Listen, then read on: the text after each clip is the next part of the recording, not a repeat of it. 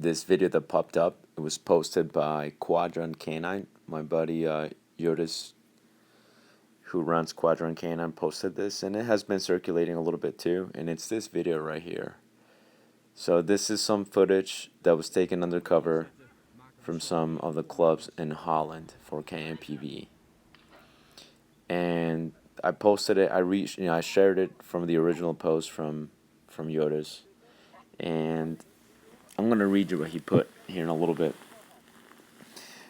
But as sad as this is, I've actually seen people train like this. Yeah, I've been working with working dogs since 2009. And back when I didn't know any better, this is something that I saw from the contract dogs, the police dogs. This was kind of something that wasn't uncommon.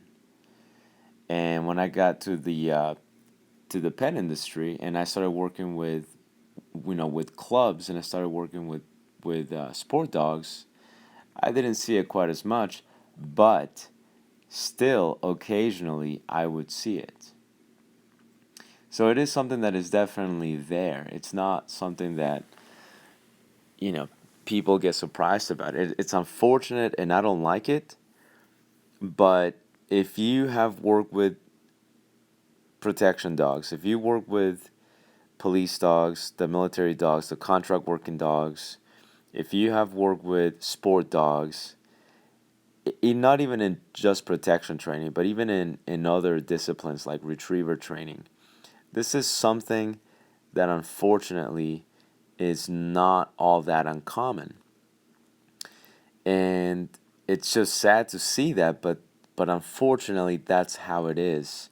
I don't like it. I don't even like saying that. Now I'm not saying it's the norm, okay? So maybe I'll rephrase that. I'm not saying that it is the norm. It really is not the norm. Not today anyways. Maybe 20 years ago, 30, 40, 50 years ago, it was probably the norm. Now it's not, should not be the norm. At least not in my club. This is something that I don't like to see. Every once in a while, I see people from other clubs kind of lose their paces a little bit, and it's obvious. It's obvious in their dogs, but but I don't see it, right. The people that train with me, that's something that we don't encourage at all. If I'm helping them out, that's something that we just don't even tolerate. But just in general, I know that there is a time and a place for pressure.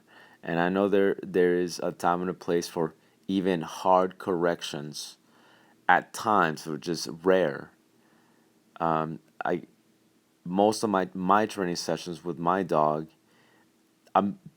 there's like hardly ever any corrections. And the corrections that are out there, they're not even, they're only a fraction of what that would be, what you saw in that video. So training a very powerful high drive dog without resorting to kicking and hanging and swinging and beating, it is definitely possible. It's just that a lot of people either don't want to train like that, or they have this mentality that they think, well, I don't want to train with tools because then my dog becomes dependent on the tools, or I don't want to have issues, so they're like, I don't want to train with an e-collar or this tool because then this happens. They don't realize that these are just tools. And frankly, I'll be much happier using, and my dog will be too, using an e-collar and doing some corrections that are not personal, that are appropriate. The dog understands what the corrections are for, than me just beating my dog and kicking my dog. There's no way in hell that you can ever justify that to me and tell me, well, this is why I'm going to do that. It just doesn't make sense. So I'm going to read you here in a little bit what my friend says here.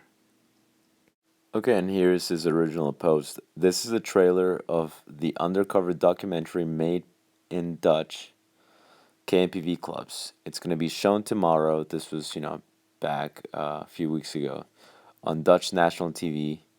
In life, as for humans and animals, there needs to be consequences for doing and not doing. Brutal physical violence is created out of frustration or not knowing how to do. There is no need for an e-collar ban. There is no need for a mechanical tool ban like pinch collars and other stuff, right? There is need for education. Start with yourself. Self-knowledge is, um, you know, I'm having a hard time reading it right now because of the screen. But you kind of get the point with that. So he's absolutely correct with this. I actually firmly believe that banning tools, I'm not alone in this. I've talked to other people big in the industry have told me something similar. Um, they've told me I agree with this 1000%, which is if you ban tools, that's not going to get rid of the abuse. If anything, I think it's going to make it worse. Because abusive people are, I mean, people that are incompetent and people that are just harsh with dogs, they're going to do that with or without tools. And sometimes the tools actually make it so that it helps us in training.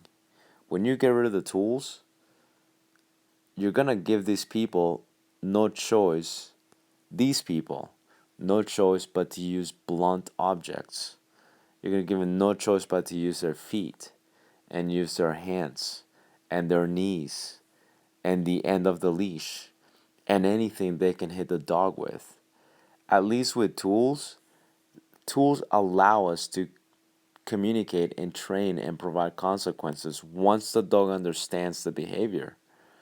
But if you have people that don't even have that, I think that's going to make the training way worse. This is something I've heard too from people who have been in countries when these tools are banned, and they've told me, yeah, like they're not using the tools, but they're being way worse. Like there's kicking and smacking and hitting and helicoptering and slamming because now they're trying to convey the message that they would with the tools just without them. If you give an abusive person tools, they're going to be abusive with or without it. Perhaps even worse without it. If you give an educated person and a person who understands the tool, they're not going to be abusive about it. Now, where you stand as far as tools or not, you might think tools are abusive in nature, period. There's a whole nother topic that we can discuss when it comes to that. But I guarantee you it really is not. Right? It really depends on how you use the tool.